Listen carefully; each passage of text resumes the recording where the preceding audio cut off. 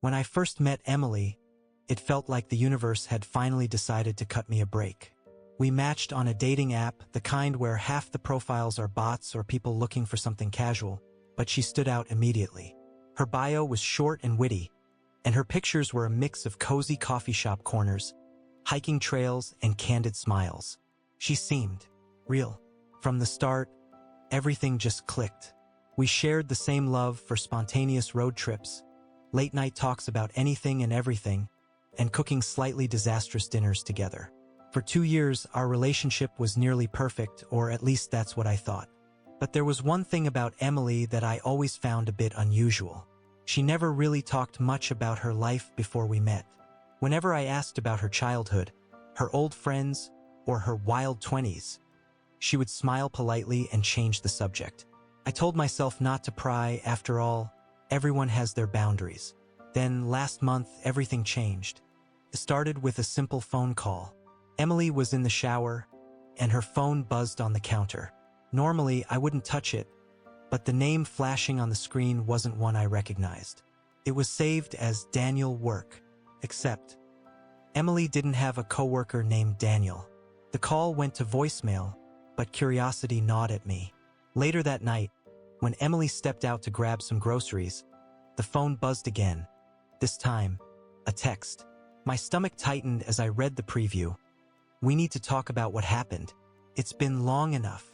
I stared at the screen, my pulse pounding in my ears.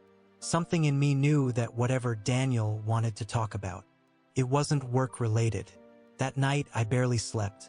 My mind kept circling back to all the little things, how Emily always avoided certain topics, how she seemed anxious whenever we ran into people she didn't expect, how she never posted anything personal on social media. I had brushed them off as quirks. Now they felt like warning signs I'd been too in love to see. I didn't bring it up right away. Instead, I decided to dig just a little. I started with a simple online search for her full name. And that's when I found something that made my blood run cold. When I typed Emily's full name into the search bar, I expected maybe a LinkedIn profile, a few old Facebook pictures, maybe even some embarrassing tweets from years ago. What I didn't expect was a string of news articles. The first headline hit me like a punch. Local woman involved in controversial legal case. Charges later dropped. Her picture was right there, unmistakable. Same deep brown eyes, same shy smile, only a little younger, her hair a bit longer. My stomach flipped. I clicked the link. The article was from 6 years ago. It talked about a business dispute, accusations of fraud, and a romantic entanglement with a man named Daniel. My head spun. The details were vague. No convictions, no hard evidence, but the tone suggested scandal.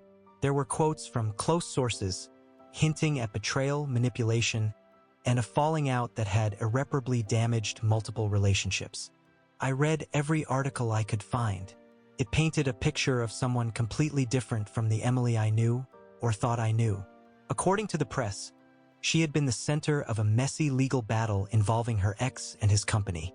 In the end, the charges were dropped, but her reputation had clearly taken a hit. And Daniel was her ex.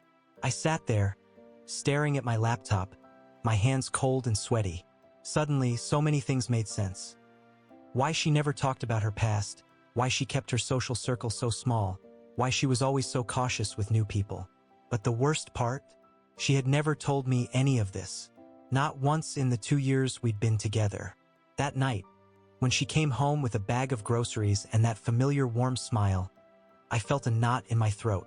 I wanted to confront her immediately, demand answers, scream, cry, but I couldn't. Not yet. Instead, I said nothing. I helped her unpack the groceries. I laughed at her bad joke about the milk almost expiring. But inside, my mind was racing. Because now, I wasn't just wondering what she was hiding. I was wondering if I even knew the woman I loved. 2 days. That's how long I held it in. 2 days of acting normal while inside my chest it felt like a storm was tearing me apart. But you can only pretend for so long before the truth demands to be spoken. It was Saturday night. Emily was curled up on the couch, her hair in a messy bun, wearing one of my oversized hoodies, scrolling through Netflix. I sat next to her, but instead of focusing on the screen, I kept staring at her profile, the curve of her jaw, the little line that formed between her brows when she concentrated. Finally, I said it. "Emily, who's Daniel?" She froze, just for a second, but it was enough. She turned her head slowly, eyes searching mine, as if deciding how much I already knew. "Why do you ask?" she said, voice calm but tight. "I saw his name pop up on your phone, twice, and then..." I hesitated, the words feeling heavy in my mouth. "I looked you up online." Silence. Her hands tightened around the blanket on her lap.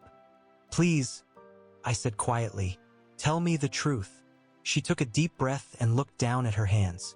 "Daniel is someone from my past. Someone I hoped I'd never have to talk about again." I waited, heart pounding. She continued, her voice low. "6 years ago, I was in a relationship with him. It ended badly, in ways I'm not proud of. There was a legal dispute involving his company. He blamed me for things I didn't do. The media twisted the story, and it got ugly. Charges were dropped, but my name was already out there." I searched her face for a sign of deceit. "Why didn't you tell me?"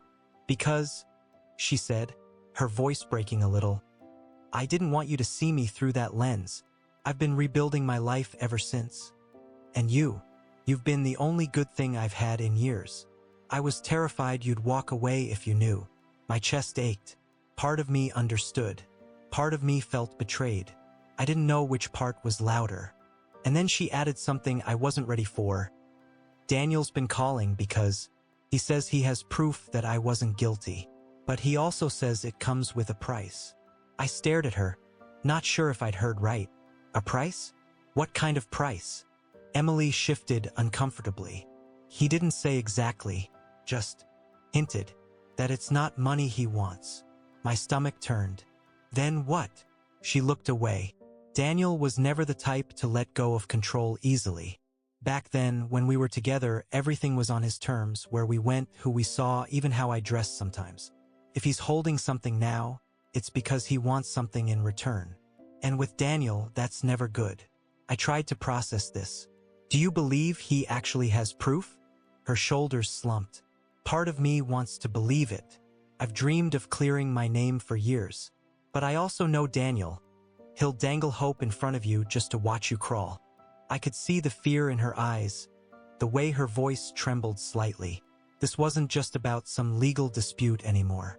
This was about a man who had once had power over her, and maybe still did. "Why not just ignore him?" I asked.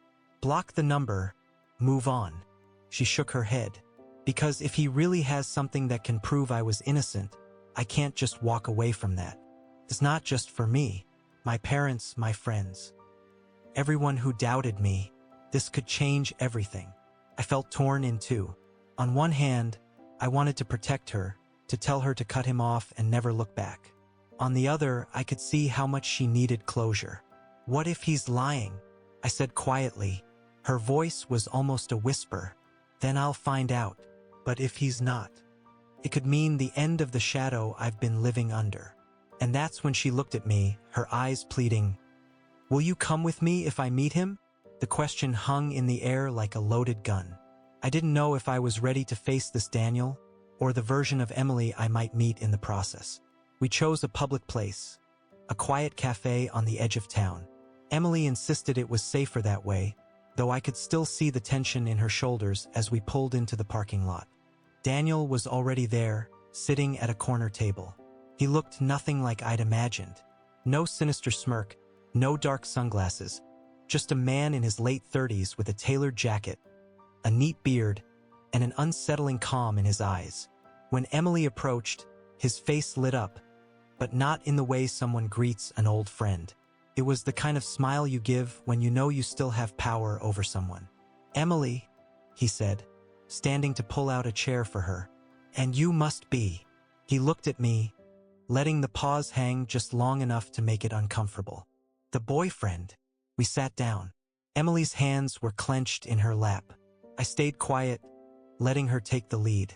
Daniel wasted no time. "I have what you've been wanting for 6 years. Emails, contracts, and witness statements that prove you were set up. He took a sip of his coffee, like he'd just told her the weather. Emily leaned forward. If that's true, why now? Why not years ago? He smiled thinly. Because back then I was angry. And you. He glanced at me again. You left me in a way I didn't appreciate. My fists tightened under the table. So what's the catch? I asked. Daniel turned his attention to me, as if he'd been waiting for the question. Simple. I want Emily to help me with a new business venture. Publicly. She'll be the face of it, make a few appearances, lend her name, and when it succeeds, we both profit. Emily's voice was sharp. And if I refuse? Daniel shrugged. Then the proof stays with me, and the world keeps believing the story they were told. The cafe felt colder. I could see the conflict on Emily's face, anger, fear, and that desperate pull for freedom from the past. Daniel leaned back, smiling like he'd already won. Think about it. I'll give you a week. The drive home was silent. Emily stared out the passenger window, her reflection flickering in the streetlights. I could feel the weight of her thoughts pressing down on the small space between us. When we finally pulled into her driveway, she didn't move. She just sat there, hands clasped together, breathing slowly. I can't do it, she said finally, her voice barely above a whisper. I can't let him pull me back into his world. Not for this. But if he's telling the truth, I began, but she cut me off. If he's telling the truth, then he's been holding my freedom hostage for 6 years. And if he's lying, then it's just another trap. Either way, I lose. I wanted to argue. I wanted to say that clearing her name was worth almost anything. But then I remembered the way Daniel had looked at her, like she was still something he owned. And I realized she was right. What if, I said slowly, we find another way? If the evidence is real, it means it exists somewhere else too. Maybe we can track it down without him. Her eyes finally met mine. And if we can't? Then, I said, reaching for her hand, at least you'll know you didn't trade your soul to get it. She let out a shaky breath and nodded. But I could tell the decision was going to haunt her. That night, as I lay awake beside her, I kept thinking about the way Daniel had smiled. He didn't look like a man who'd let this go, and I couldn't shake the feeling that this wasn't over.